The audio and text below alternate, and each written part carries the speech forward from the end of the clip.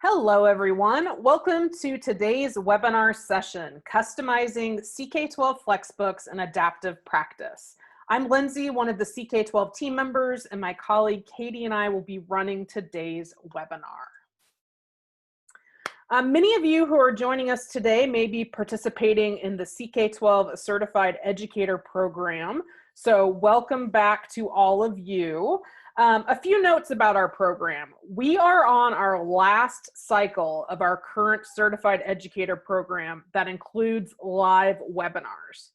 So currently, to become certified, you would do 2 on-demand sessions, attend 3 core live webinars, complete the matching assignments, and then complete a final form requesting your certificate. So this webinar is actually the second in that series of 3 core live webinars. So if you joined us last week for one of our FlexBook 2.0 platform webinars, and you plan on joining us next week for the strategies session, then you are probably on pace to complete our live webinar certified educator program. Okay, if you are not able to attend if you didn't attend one last week and you're not able to attend next week's, then you are probably not completing the certified educator program this cycle. But the good news is that we're relaunching in August with new requirements. So you will have the opportunity in August to join our self-paced program and go through it that way. To find out more, go ahead and go to ck12.org/certified. We're in the process of changing over that page, but you can click on the pre-register button to get a little more information if you would like. We can stay on at the end of today's webinar and answer any questions that you might have about the Certified Educator Program. But before we get started with the core content, I want to make sure everybody's comfortable with our Zoom windows. So you should be seeing 2 different windows on your screen. There's one for Q&A and there's one for chat. The Q&A window is the window that our CK-12 team monitors. So throughout the webinar today, we're going to be answering questions via text. We're going to be flagging some of them and answering them live. Katie's going to be doing some demos based on the questions you type into that Q&A window. Now, the chat window is a place for community conversation. So this is your place to introduce yourself, tell us where you're from, talk to us about what the plans are for teaching this upcoming school year. Just make sure in the chat window, if you want everybody to see your message, that you change who you're sending it to say all panelists and attendees. Often it just goes to all panelists, and CK-12 is the only we're the only people who can see your messages. So do send them to all panelists and attendees. I do want to mention that we are recording today's webinar and it will be available within 24 hours at ck12.org/webinars. So there will be a recording available for you if you need to rewatch it or share with a colleague. Okay, why don't I pass it off to Katie to start talking about today's agenda. Thanks, Lindsay. So today's session is going to cover the following topics. The first is FlexBook editing, which includes customizing, combining, rearranging, editing, and creating FlexBooks 2.0 and lessons, plus curating related content. We will then talk about customizing practice. This includes creating CK-12 quizzes, how you're going to use quizzes, whether independently or in FlexBooks as practice or inline questions, and then what reporting you get as you assign those or use those within FlexBooks. And then finally, what you can do after you customize. This covers assigning, sharing, publishing, and various school pages. I do want to mention that we have 2 resource pages you might find handy for this session. The first will help you with customizing FlexBooks, and you can access it via the tiny URL tinyurl.com/CK12ADVFB2019. We're going to put that in the chat window here in just a minute. So if you find it easier to click on it, but tinyurl.com/CK12ADVFB2019. And then the one that's about customizing practice and assignments can be found also at a tinyurl.com/CK12CustomAP2019. Just resource pages that you can download, save on your desktop, print them off, just save them for a later date if you need them. But hopefully you find those useful.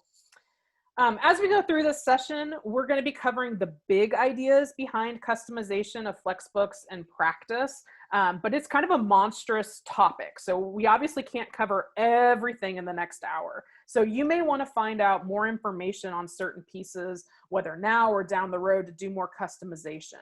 And we're going to stay on at the end of this webinar to answer as many questions as we can, but you can find some step-by-step directions about the following topics in our quick overviews that can be found on the YouTube channel that are short videos, or you can also find them in select sections of our CEP Flexbook.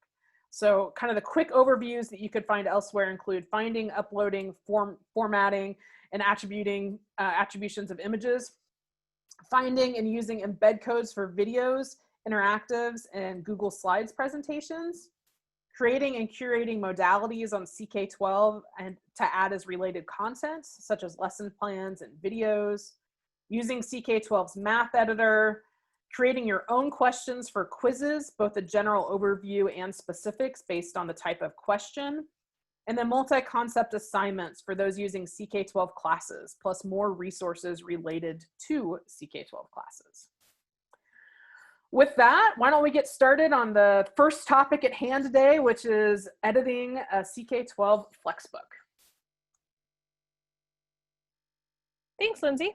So if you're starting with a CK-12 Flexbook or one that another user has made, you can simply click Customize to make a copy of that Flexbook and then begin editing.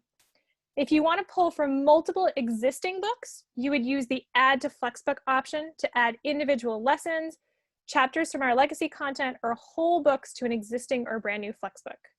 This is also a great way to convert books from 1.0 to 2.0.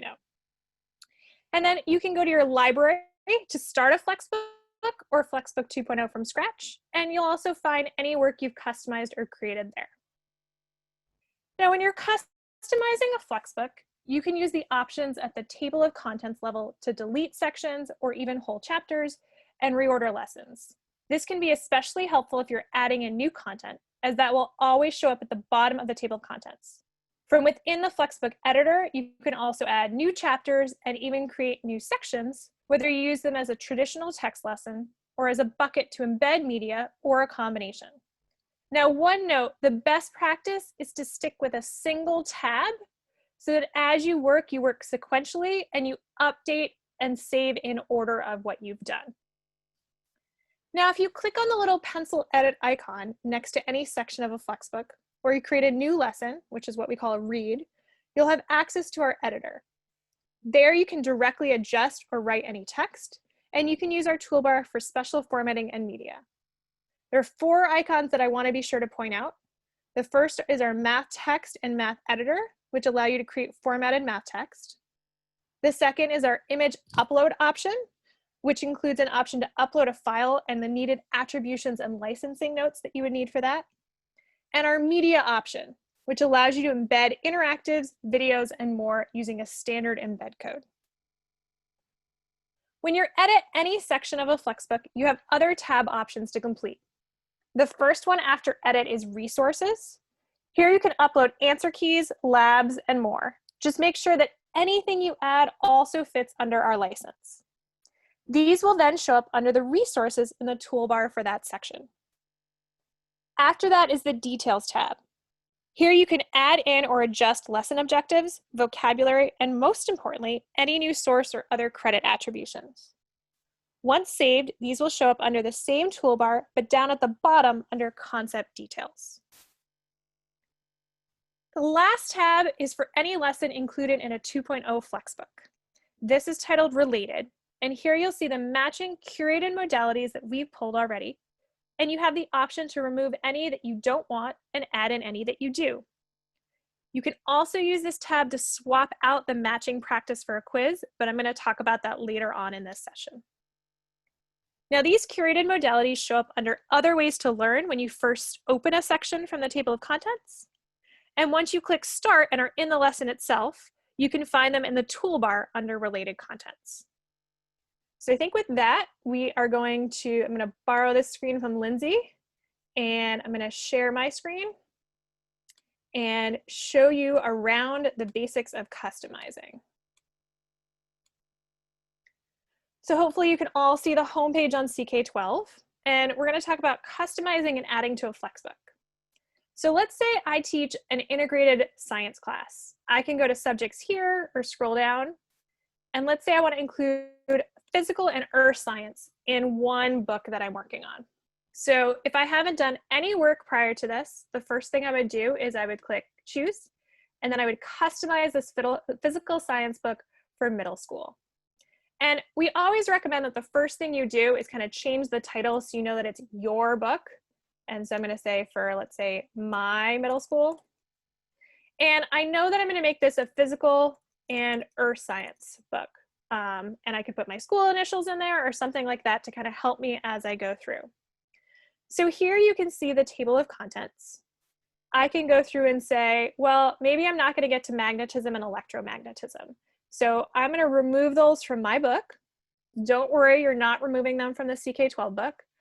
You can always go back and find them in the original CK-12 book and add them back in if you need them later. So now I have 20 sections in this book.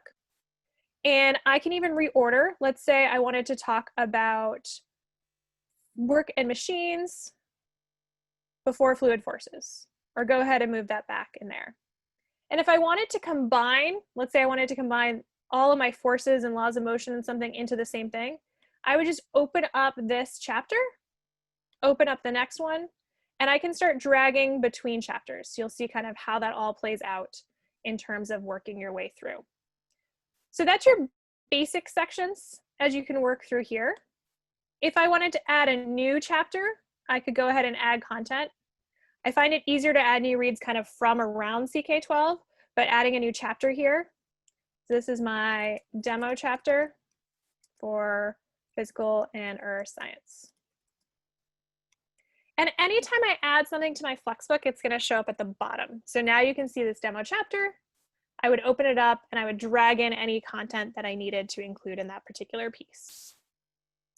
Now I'm going to save this book because I always want to work sequentially. So I'm going to keep this one tab open and kind of work my way through.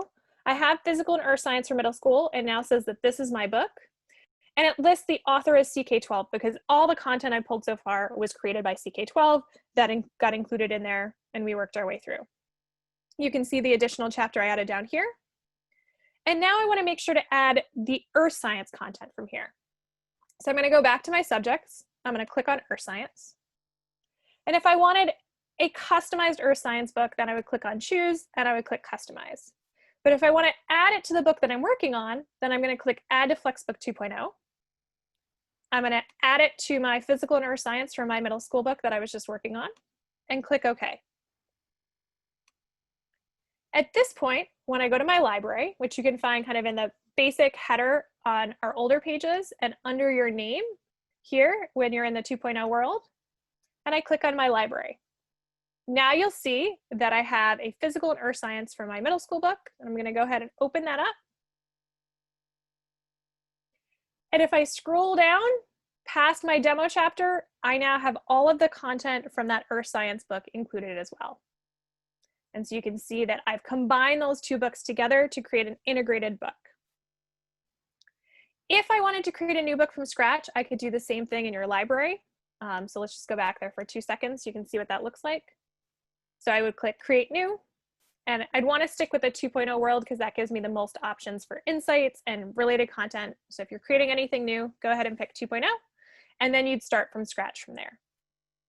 But let's go ahead and click on this book one more time. And now that I own this book, instead of having a customize option, I have this edit option. You can see here that the authors for the earth science book have been added when I combine that book together. There's standards that are aligned across various topics. And I'm going to go ahead and I'm going to make some more edits in this particular piece. So let's pick a section. We'll go down here to scientific notation, and I'm going to click edit. And this is going to open up that lesson for me. I have the choice to change the topic. I'm just going to say for demo, just so that you guys can see it. In general, I don't usually change the topic titles for individual sections, but I definitely do for the whole book. And then once inside this lesson, I have the ability to type in new text here. I have the ability to edit or upload new images. So if I click on this and I click on the Insert Edit Image, here you can see that I can choose a file, that you have options for I hold the copyright or I do not hold the copyright. Since this image is already included, the copyright is already set for it. But if you have any questions on there, you'd kind of pick one of those particular topics.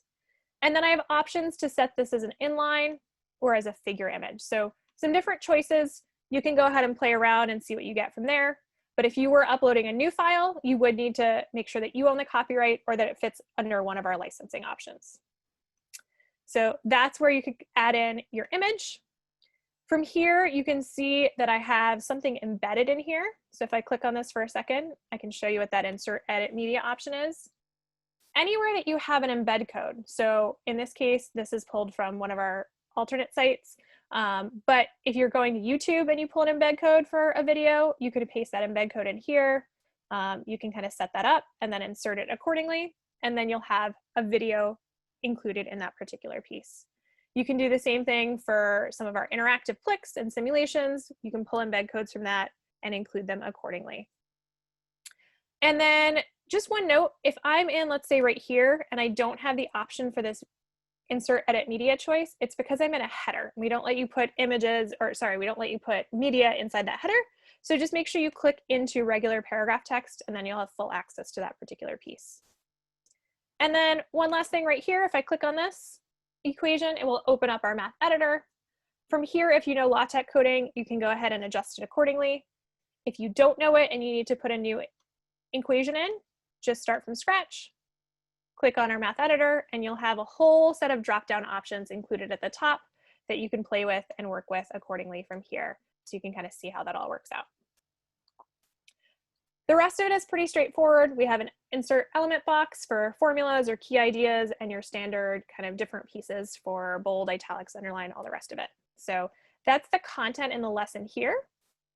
And then as we talked about, we have some different tabs. So our resources tab, I could upload a file, something that I've created that I want to share with my class, totally fine. If it's something that you've paid for that you're licensing, please do not include it in our system unless it is licensed under the same licensing for Creative Commons usage that we have included and that you can find out more about in our terms of use.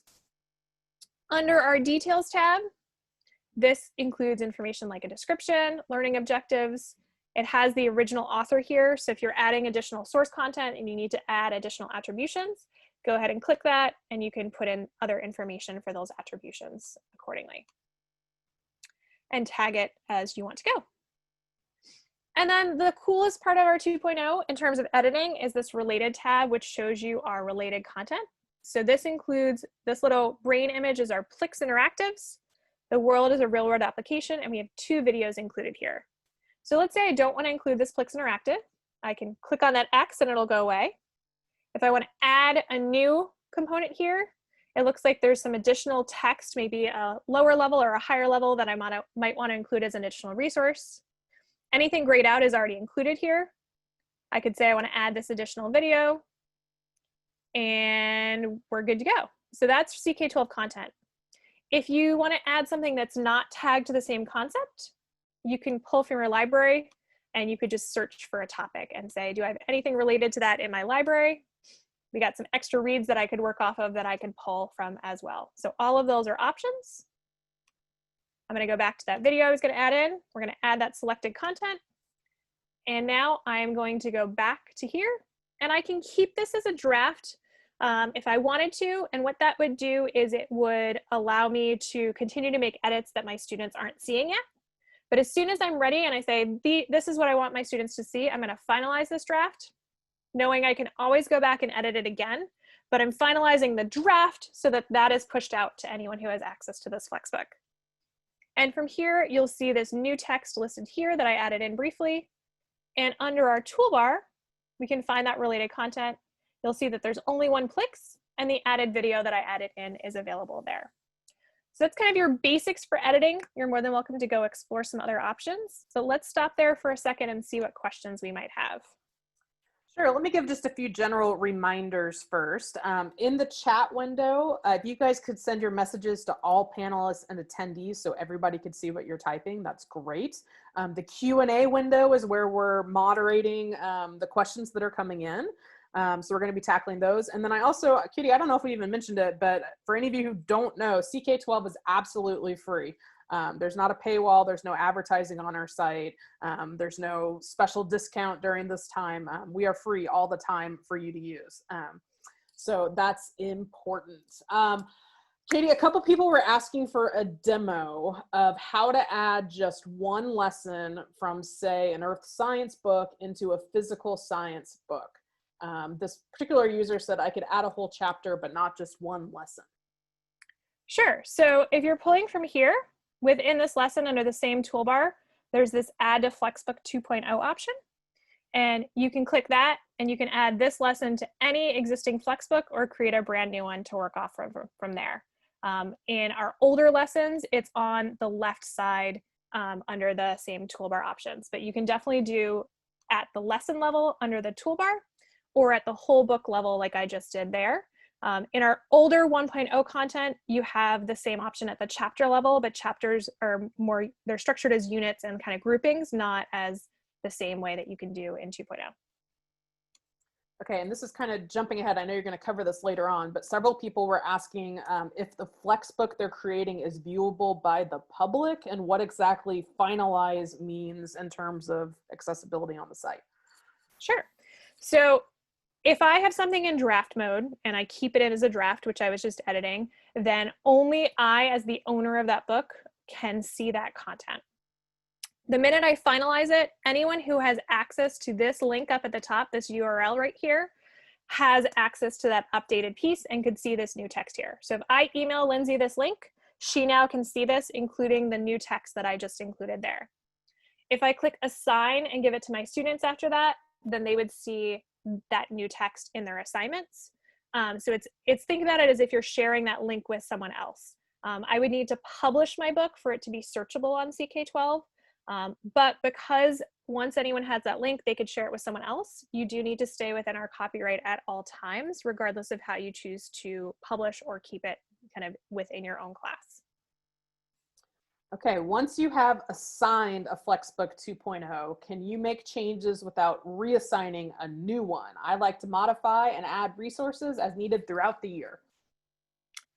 Yes, so when you assign, if I assign this lesson right here, I would assign this text included and the attached practice. We are going to talk about assignments a little bit further on. If I then update this book, you'll see some different pieces that say like this is an older version, see the newer version of the book.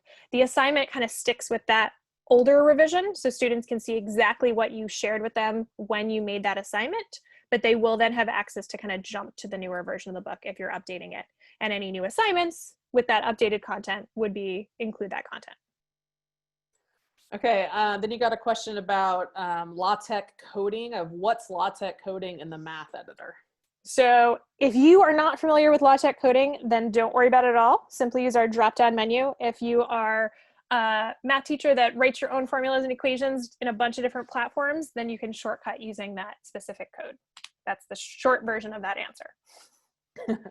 Okay, and I think one last one our team's flagged. Are you saving your book in your resources? I'm not sure exactly what you mean in terms of I'm saving my book. Any edits I make to this book will show up in my library here. The resource tab has content you can kind of upload additional pieces to. So if that did not answer your question, please rephrase it and let us know what you're asking for there. Awesome. Okay, I'm going to take the screen back from Katie and we're going to jump into kind of the second portion of our webinar today, which is talking about customizing practice into quizzes. So keep your questions coming into the Q&A window, and we're going to shift gears a little bit here and talk about quizzes. So in our FlexBook 2.0 platform webinar that we had last week, we discussed CK-12 adaptive practice, which adjusts to student skill levels and even offers recommendations for further learning. You're always more than welcome to use that tool, but if you want to tailor student practice, you can create what we call a quiz on CK-12. So before Katie goes into the specifics on how to create a quiz, I want to make sure you understand the differences between quizzes and adaptive practice. So they can both pull from our database of 150,000 math, science, and spelling questions. However, quizzes also give you the option to create your own questions and use them. You can assign quizzes like practice, but student reports are based on the percentage of questions they got right, unlike practice, which aims for a goal of 10 correct, regardless of how many questions are completed. You also have various options for quizzes, from picking the order of questions to setting time limits. Remember that CK-12 won't override any of these choices by adapting to student performance or stopping them to provide with recommendations. If you want those features, you'll need to use CK-12 adaptive practice as is. Okay, let me pass it off to Katie to talk about creating and using quizzes. Thanks. So to create a quiz, you can either begin one from scratch by going to your library, just like I did for that new FlexBook 2.0 option. And then when you click Create New, pick the choice under FlexBook 2.0 that says Quiz. And from there, you can either pull existing questions from our database of questions, or you can create your own. The alternate option is to customize. No matter kind of which version of practice you're on across our platform, you can click on the Customize option, and this will include questions from that concept as the starting point for your quiz, and then you can adjust from there. So once you've picked new quiz or customized quiz, the first thing that you want to do is pick a title for your quiz. I generally recommend that it indicates the purpose or the topics that are covered in there, since that will make it drastically easier to use than if you just simply use a date for the title of the quiz. You can also add a description of the quiz, which you can then see when editing to help you remember what it includes or why you created it. Once you have at least a title, you can choose your setting options. This includes limiting the number of tries a student gets to complete a quiz and setting the time limit for the whole quiz. In general, you'll want to stick with English as the language, as that is the option for the majority of our questions. Now, if you were going to write your own questions in another language, currently your options are Spanish or Portuguese, or pull from any questions that might be available in those languages. We've done some work with partners in that area. You're welcome to try that out, but that has a limited subset of questions. So know that you want to kind of stick with English to get the broadest available questions in our system. Below that are options to allow students to see hints, to see solutions for questions after they answer them, and to auto shuffle the questions for each student. If you pick the shuffle option, you will lose the ability to order your questions within the editor. So keep in mind, if that option is grayed out, it's probably because you picked the shuffle question choice. The final option there is allowing students to pause their quiz and resume it later. This is our newest option, and it can be especially helpful if you aren't really creating a quiz that you want a student to do in one sitting, but are customizing content for a homework assignment. And from there, then students could go in, start it, pause it, pick it up after practice, and go from there.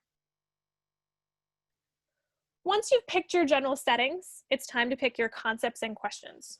So if you started by customizing practice, you'll see the first concept already included there, and it usually defaults to a randomly selected 20 questions from any available ones in our system. If you do not see that because you started from scratch, or you want to add another concept, you click on the Add Question Set option there, and then you can search to find a CK-12 concept to pull into your quiz, or choose the Create New Question option on the top right there if you want to write your own questions. If you include multiple concepts, you can see the order of the concepts noted there, and to reorder, simply hover over the number and drag that box before or after another concept. Once any concept is included, you can adjust the number of questions, at which point the system will randomly pick a variety of easy, medium, and hard questions from various types to match the number you selected.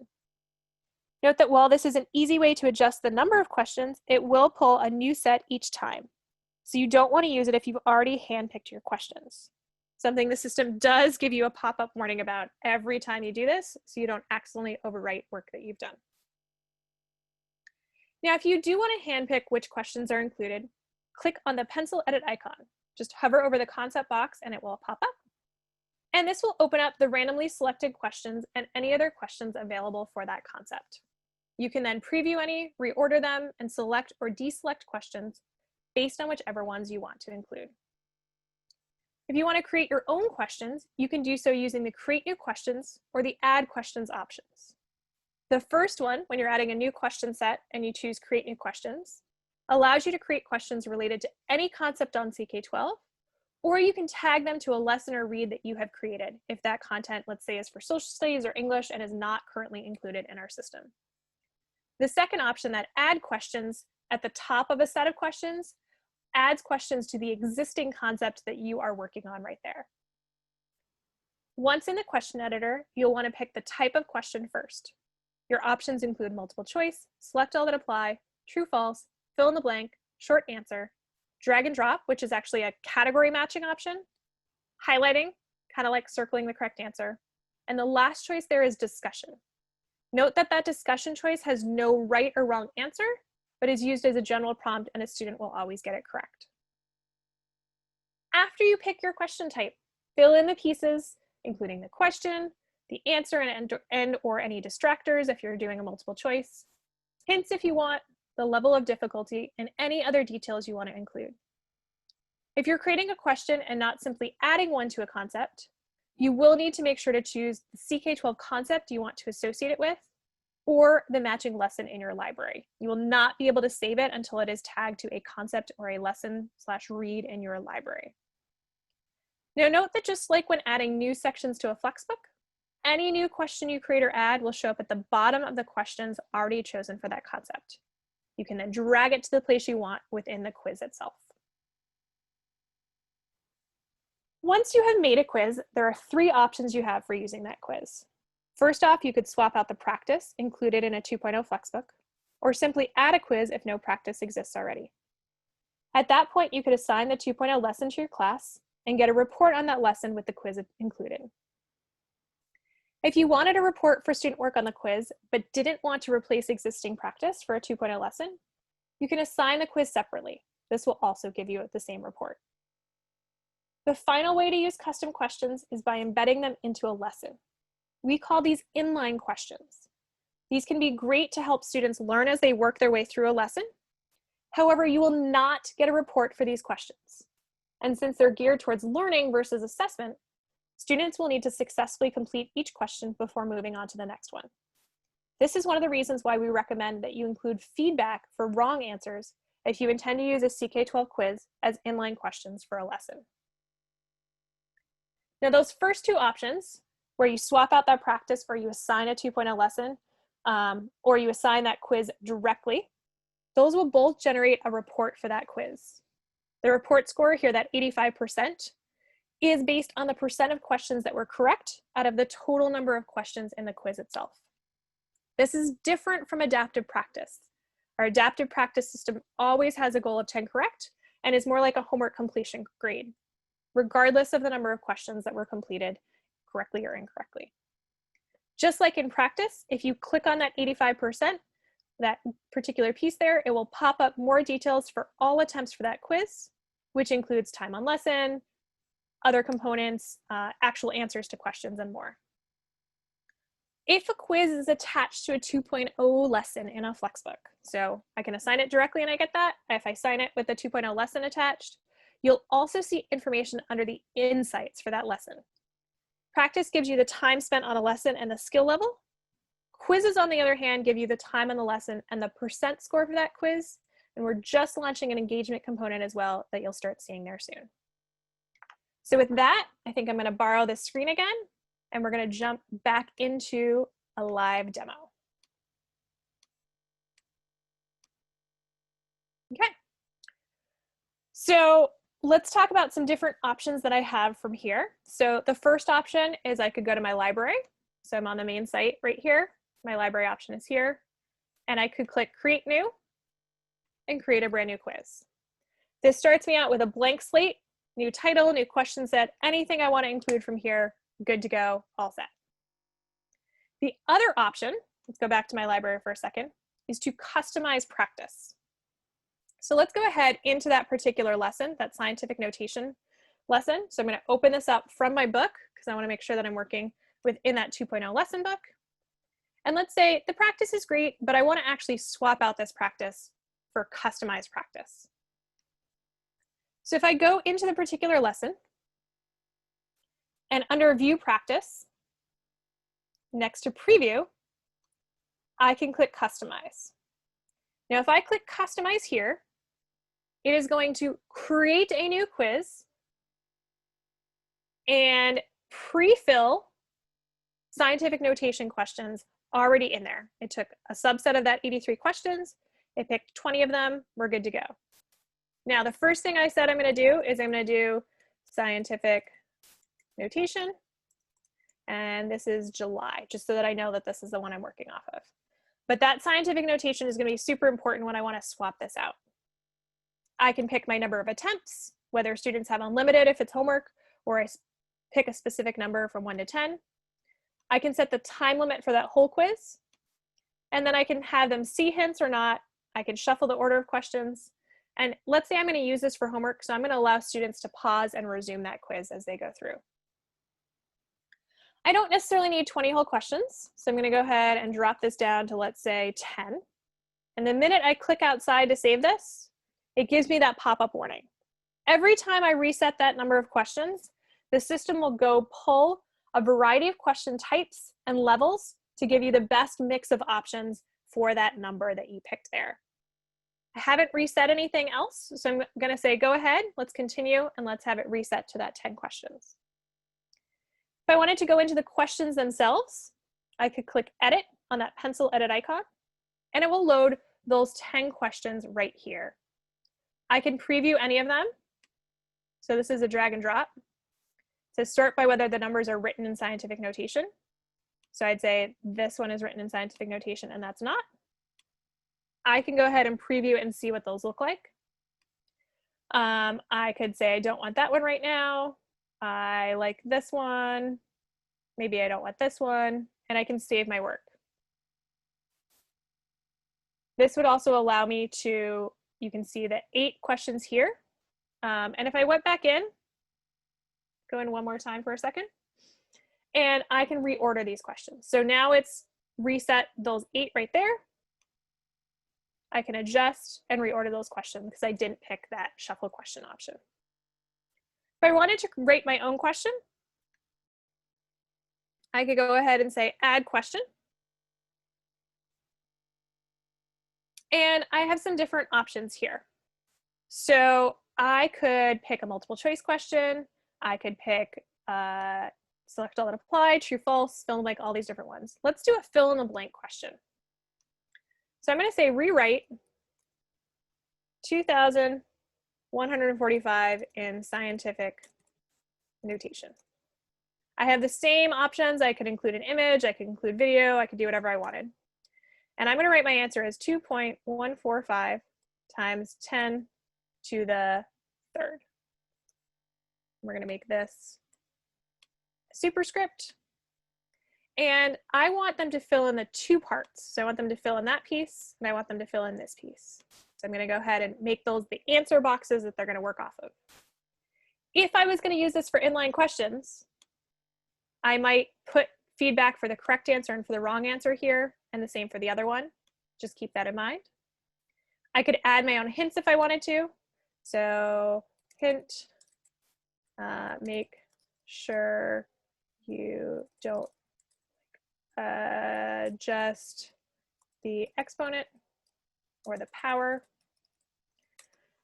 And it's already tagged a scientific notation in chemistry because I added it to that particular concept. If I wanted to tag it to something else, I could search in my library. Let's say if I was making a literature one, I could search in my library about that particular piece. And you'll see that it chose that question or that topic within the library that I had there.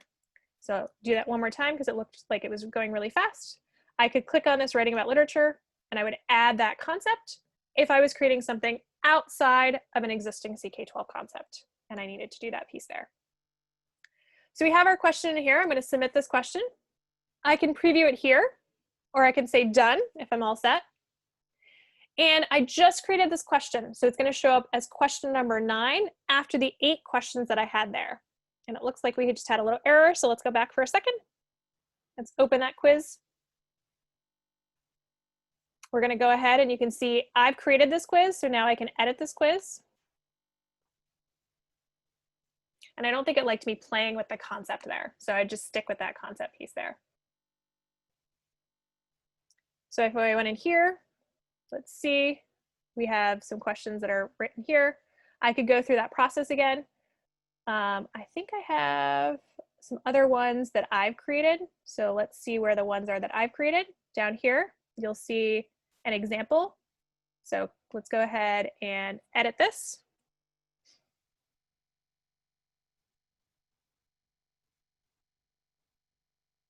And you'll see here that we have the different components that I made. So it showed up at the bottom because I hadn't cleanly moved my way back. Now, if I want to add this one in here, we can scroll down, and anything that has that pencil edit icon next to it like this means that it's a question that I wrote myself. And we're going to go ahead and we're going to select that question now. We're going to add it to this piece and we're going to click save. And that will save it within this particular piece. If I wanted to add another question set, I could click add question set. I could write new questions related to any topic I wanted, or I could search for a topic across CK-12. So let's see if there's any non-chemistry questions. Oop, let's not search in my library. We're going to see what we get for scientific notation. We have some in chemistry and physical science that overlap a bit, and then I have a whole bunch from arithmetic that I can add as well, which makes sense because this topic spans math and science. And we have the same deal again. I can reset this number. Let's say I want the system to pick 4 random questions from CK-12. It's going to give me that warning again. It's going to pick those random questions on its own. And then I can rearrange this order if I wanted those questions to come first and the ones related to chemistry to come second. So I'm going to go ahead and I'm going to update this. And I can go back to this quiz. Now, there's a couple different ways that I can use this quiz. So the first option is if I just want to assign these 13 question quiz to my class, I can click assign to class. I can pick CK-12 or Google Classroom. If you're using Canvas or Schoology, you would use that platform and assign from within there. But let's go ahead and pick CK-12. And I'm going to assign this to my sample summer class. And I'm going to pick a random date that it goes in. And I'm also going to assign it to my, let's see, we'll just go that. We'll assign it to that class right here so you can see what it looks like. The other option, if I wanted to assign it differently, is to go ahead and go back to that book that I was working off of.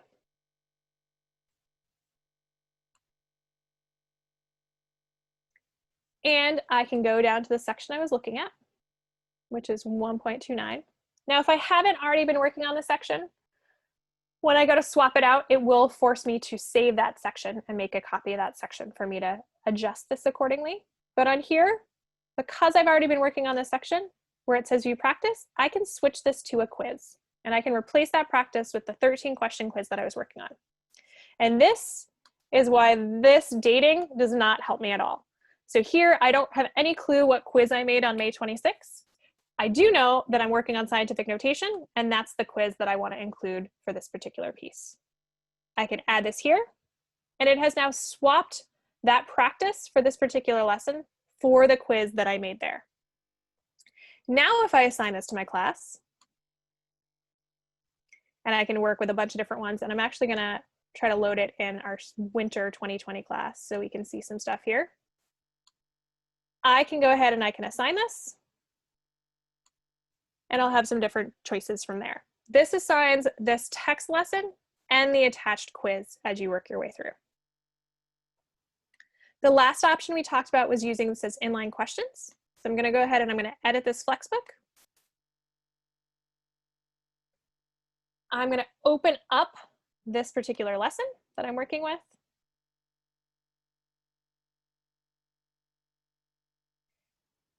And if I go down here, I'm going to need to just pull that code first. So I'm going to open this up for my library. I'm not going to make any edits on this page, but if I go to my library and I open that particular quiz up, You can pull the embed code for inline questions from the quiz page itself. So I'm going to go here to this ellipses, open this up, and I'm going to copy this code. I'm going to close that tab. And in here, I want to embed my inline questions, just so it's going to be super easy to see right here. I'm going to insert edit media, paste that embed code. I can even preview it and make sure that that's the right thing. This is my quiz that I'm working off of. There were 13 questions. Great. It's a lot for an embedded quiz, so just keep that in mind. And I'm going to go ahead and finalize this. And now in this particular lesson, you'll see right under where I noted that I put in embedded inline questions, you'll see the questions included here. And so we can see, check it, nope, that's incorrect. I got it false, and a student would work their way through those inline questions. These do not give you a score report. So even if I assign this lesson, any inline questions is just for a student to learn from. It's not for a report. So you would need to include that as the attached quiz as you went from there. So let's go ahead to my classes so you can see what information I get based on how I use this. So in my winter 2020 class, we can see some different options under reports. So from here, you'll see I have various quizzes that I might have used in the past. And this quiz I said was with a 2.0 lesson. I kind of changed that to note what it is, but I have this 88%. Lindsay attempted this, she got a 75% the first time, and currently that 88% or 87.5, you can see the correct answers, the streak, the time spent, and even the questions answered there as well. So keep that in mind. If you ever see something that says needs to turn in, it means a student worked on something, but they didn't actually click the turn in button. So just have them go ahead and turn in that particular piece. So whether you assign a quiz independently or with a 2.0 lesson, you would get this report with the percentage score and any detailed information there. I also, for any 2.0 lesson, if I click on the assignment link, and this works from the assignment link within a CK-12 class or the same assignment link within Google Classroom, Canvas, or Schoology. So anything like that, where whatever the link that a student would use to access that assignment, you click on that same link and it's going to open up that lesson. And you're going to see this particular lesson that I assigned. This is an older lesson that I worked on, and I attached a quiz there. So when I assigned this, it assigned the content here and the quiz itself. Under the toolbar, under Insights, you'll see any insights that are available. So for here, because this is a CK-12, I have access to all of my classes. If you open it from Google Classroom, Canvas, or Schoology, it will default to the class that you worked with. So if I look at Lindsay, you'll see that she spent 2 minutes and 20 seconds on this lesson, and she got 7 out of 8 correct. And you can see the time she spent on this lesson. This was completed before the engagement score was available, so that's not part of this particular report, but down the road, any new ones I assigned would include an engagement score as well. For Steven, we got, looks like he skipped through it. It didn't record that particular piece, but we have some different options for the correct score. Maybe they just jump straight to it. But Lindsay has her time there, the quiz score, and then the engagement, just for your knowledge, will be based on, let's say, if there's a video included, did the student actually take the time to watch the video? Did they do any inline questions, or did they do any component there? So that's what you get for quizzes based on how you use them. Lindsay, how are we doing on questions? Well, we have a lot that our team has flagged. I think we should hold off on some of the FlexBook questions probably till the end of the webinar. You've got a couple of demo requests, but let me ask you a few things that are related to quizzes. In the quiz, if I choose show solution, when do students see the solution? So they would see it right after they did it. So if I did this preview here and let's say mass check it, that's incorrect there, but they would see, I'm just randomly guessing, they would see the show solution here. Think about the solution. It's less helpful for something like science right here. It's more helpful for something like a math problem or calculation in chemistry or physics that you're working out, where there's actually multiple steps that they would see. So they would do it, and then they'd be able to actually see the whole workout on how that worked out. Okay, and you had a couple people asking you about embedding inline questions, about how they would go about doing that. Okay, was that before I just showed them the embedded inline questions? Well, I think just they wanted to see it in a lesson. Sure. So I'm gonna give you an example in math because we've been working so much with science. Let's go ahead to one of our middle school math books. And here you can see some great examples of inline questions. So if I go ahead and I click start, we have an interactive component that they included in here that they embedded. That's kind of a basic interactive. And then here is their inline questions. And this is a great example where it was designed for use as inline questions. It includes the feedback that's there. They got that incorrect. So let's see if this is correct. And now they can move forward. So that's, if you want to check out kind of examples, check out any of our middle school math FlexBooks for 2.0 because they have great inline questions there. In order to do it, the first thing you need to do yourself is create a quiz. And then once you have that quiz, click on the quiz itself. And under this ellipsis right here, you can download a PDF if you needed a worksheet, an offline version for some reason. And then the embed is inline questions. And you'd pull this embed code and use it where that little video play strip is in any particular lesson and embed it that way. Awesome. I'm going to go ahead and take the screen back from you because there's kind of the last thing we want to cover here. And I would encourage everybody to continue to ask your questions in the Q&A window because we are going to get back to those here shortly and we'll do some more demos. But before we wrap up the webinar, we want to make sure that you know all of your options once you have customized a FlexBook or created a quiz. Great. So the first option that I kind of talked about was assigning any 2.0 lesson. And you can do that from the assign button at the top or under the toolbar where it says assign to class. This assigns to Google Classes or CK-12. If you wanted to assign within Canvas or Schoology, you would do that from within those particular apps. But you can do that from the lesson itself or from the whole FlexBook if you want to assign multiple sections from the same unit. The other option is that you could assign a related modality or a quiz separate from the 2.0 lesson. And one thing to note is that if you choose to assign any practice, like that little orange practice button at the top, that's the broader practice. That's any practice related to that concept across our site. It's not specific to a lesson. So we really do recommend that you assign practice attached to a 2.0 lesson. Either swap that lesson out for a quiz if you want to use your quiz as kind of a homework assignment, or assign the lesson in practice and then assign the quiz separately as you go. And then the last thing is to make sure that students click the turn in button at the top there for any assignment so that you can see their work. The next thing I want to talk about is sharing. So you do have the option to share content, but it does not give you a report no matter how you go about doing it. It is just sharing a link so students can see this. So if you don't need a report, you can post in Google Classroom. You can send an email with a link, or you can share something on social media using the share option in our toolbar or the green little like paper airplane across our site. If you click on the share to class option, you have access to any CK-12 class. So that's not really relevant if you're using Classroom, Canvas, or Schoology, but that is if you wanted to post a resource, let's say the whole FlexBook in your CK-12 class. To do the same thing, you can just take the URL and share that in your course elsewhere. As I said, remember this doesn't generate a report. So you do need to, let's say I share the whole FlexBook with my class, which is a great general resource, but then I do need to assign those individual lessons in order to get a report. And my students need to access those lessons from within a CK-12 class or from within Google Classroom or Canvas or Schoology. So all their credentials and their assignments and everything works cleanly. As I showed you when I was just in there a minute ago, you do have the option to download a PDF of any custom lesson, FlexBook, or worksheet for a quiz or practice. We generally don't recommend that because you lose the adaptivity of any inline questions, videos, Plix interactives, and all the rest. But you do have that option if you need a printed copy for various reasons.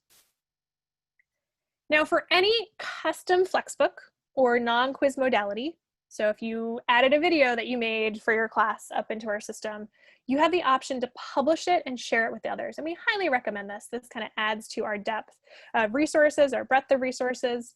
To do so, just click on the publish option in the table of contents of any 2.0 lesson, or the same option on the left side for any one-off modality that you're working with. And modality, I just mean video, interactive, some sort of way for students to work and learn.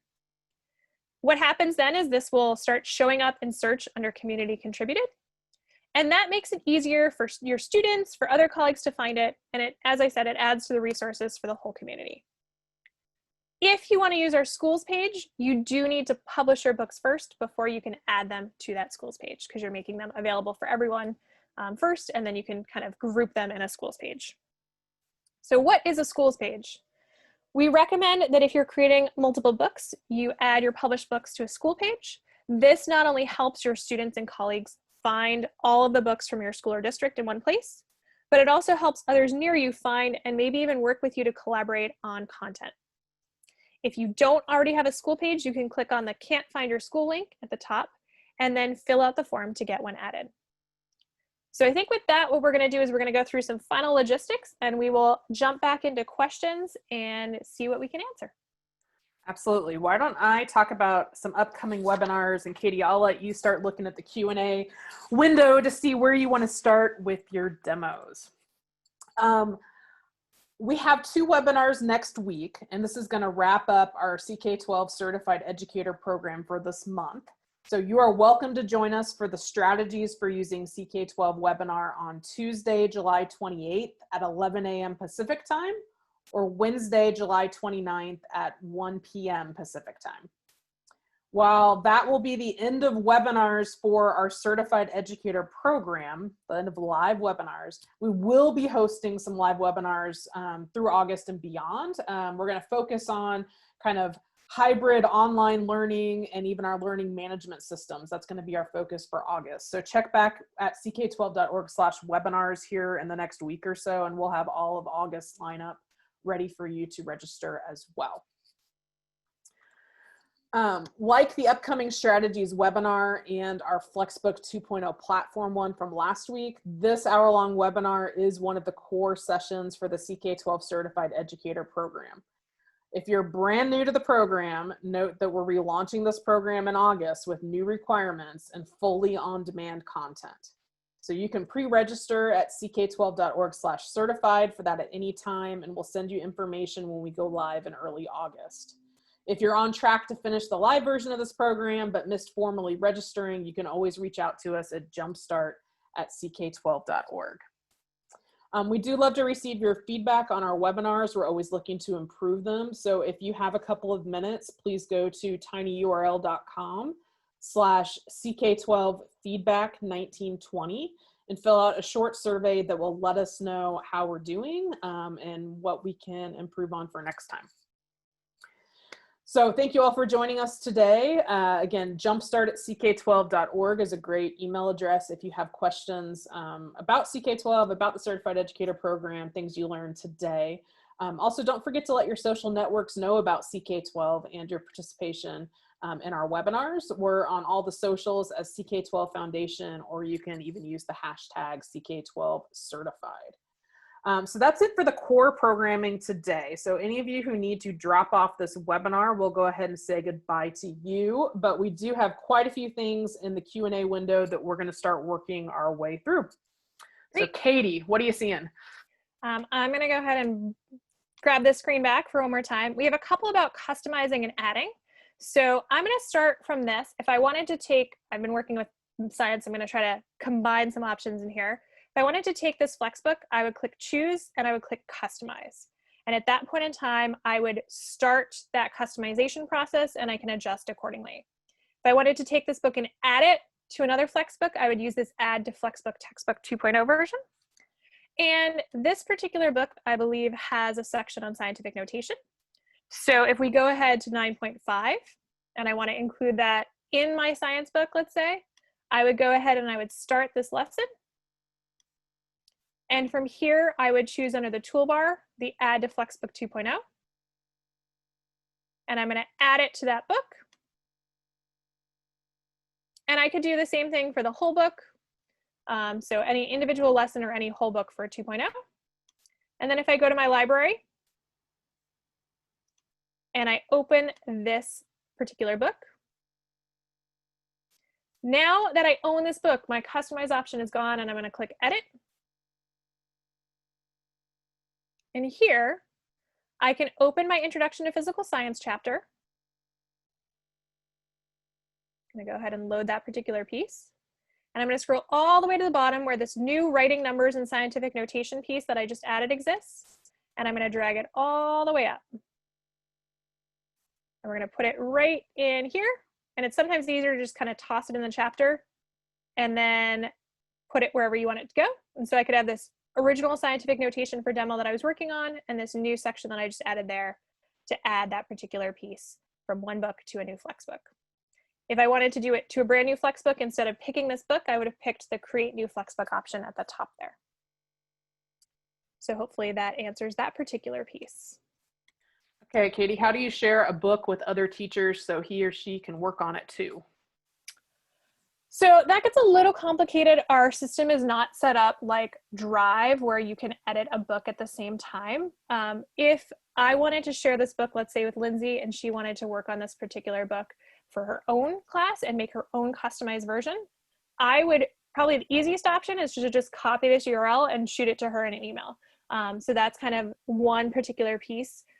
If you are trying to do a lot of work with editing for a district and there's a lot of people involved in that team, we recommend that you reach out to us at jumpstart@ck12.org, and we can kind of talk to you about some best practices for doing that. But it really would depend on if you're starting with existing content, if you're making one book, or if the book's already created and you need to all edit it.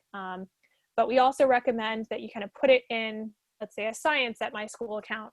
And that way, as long as one person is in there at a time, then you could kind of work on that together. But you would never want more than one person editing the same book at the same time. You don't even want multiple tabs editing at the same time. You always want to work sequentially and save your updates sequentially so that they save in order. Okay, a question I think related to reports. What information can you see by clicking on the grade given? She talked so fast, I missed it. Sorry, let's go ahead and show you what that looks like. So I'm going to go to my classes. And I'm going to pull up my winter 2020 class because I know there's some grades included in there and it's not just an empty class. And if I click on reports, you get, let's show you kind of the different types. So for a video or simulation, anything that's just a general learning option, you're getting full or no credit. There's no more information there. For a quiz, you get a little bit more information here. So you get any attempts that were made. So Lindsay she got a 75% the first time she tried it, and then an 87.5 the second time she tried it. And then if I scroll down for those details, I get the number she got correct, the streak of the most that she got in a row correctly, any that she skipped, and then the time it took her to complete this quiz. And then the actual questions themselves here, so you can see. If I clicked over to a practice option, you get a little bit different information because the score of 100 is that score of that goal of completing her homework of a grade of 10 correct. You can see here she got 10 correct. She spent 2 minutes on this assignment and she has a proficient skill level, but she actually answered 12 questions here. She got 5 of the 6 easy questions right, 4 medium right, and 1 of the 2 hard right. And then I can see the questions themselves as she worked her way through.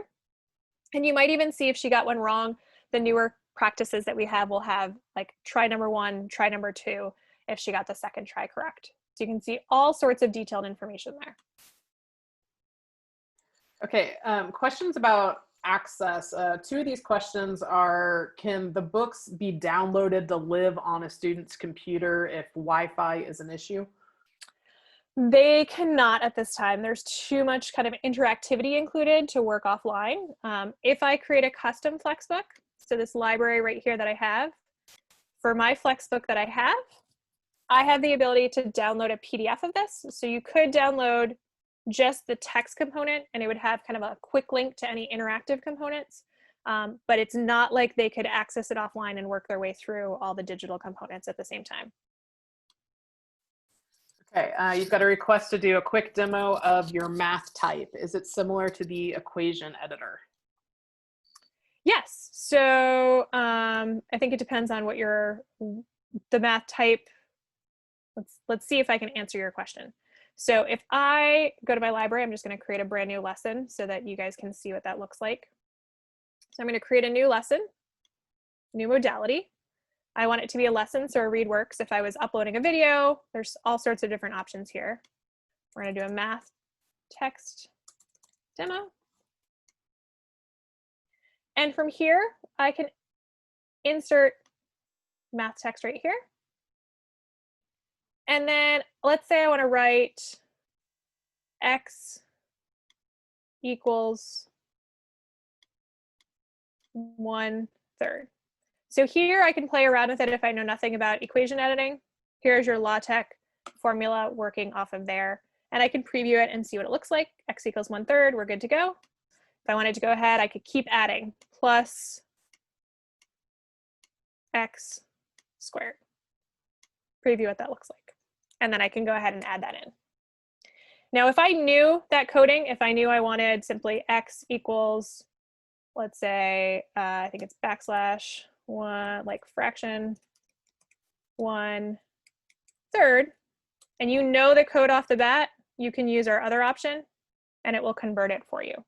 But that's a shortcut option if you know that coding. Otherwise, I would highly recommend you just stick with our drop-down menu and you work your way through there.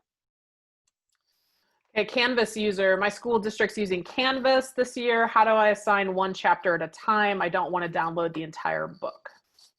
So for Canvas, you can assign section by section. You can't, because you want those different reports and grades for each piece. In Canvas itself, you would use the external tool and you would work your way through there. So let's see if I can jump through here for 2 seconds. We'll give you a little bonus piece right here.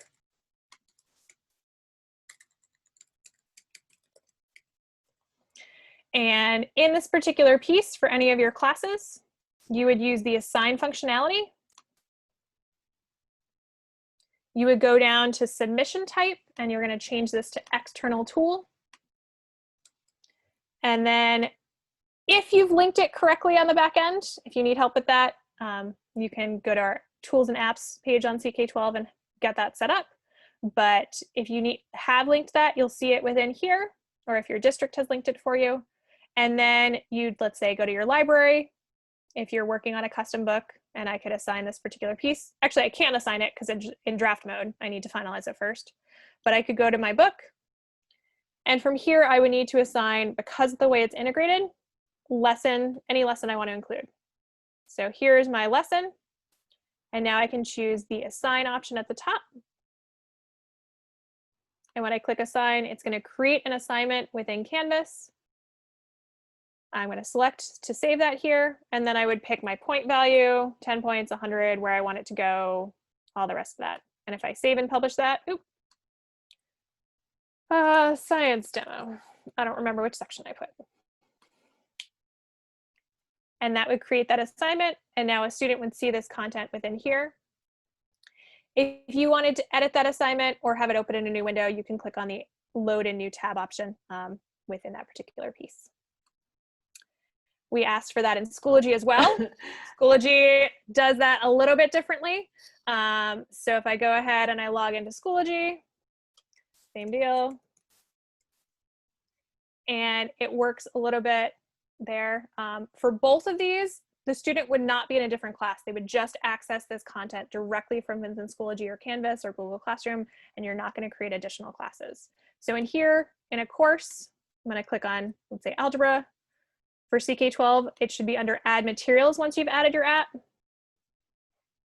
And then you'd go through the same process and you would create an assignment. There's one extra kicker for Schoology, so let me go ahead and do that. I'm just going to pick a random lesson because we don't need to pick a particular one we had. But if I pick any particular lesson I want to work with, when I click assign within Schoology, based on the way they work, it automatically creates the assignment before I can set any features. And then I need to go back to, I think that was introducing ratios. I need to click edit. And in order for you to get a grade in Schoology, you need to choose the enable grading option. Pick your due date, category, anything you want from here. Let's say quizzes. And I'm going to say changes. So that's how you would do it there. But for all of those, the students would access them from the regular assignments component there. And then you would see grades and reports here. If you are not set up there, go down to our tools and apps page. Click on the matching link for Schoology or Canvas and have your IT person who runs your district Canvas or Schoology account fill out this form, and we'll send you the information to get that connected. Okay, since we're talking LMSs, some questions are coming in. We integrate with Google Classroom, Schoology, and Canvas. We're not currently exploring any other grade passback integrations at this time. Trying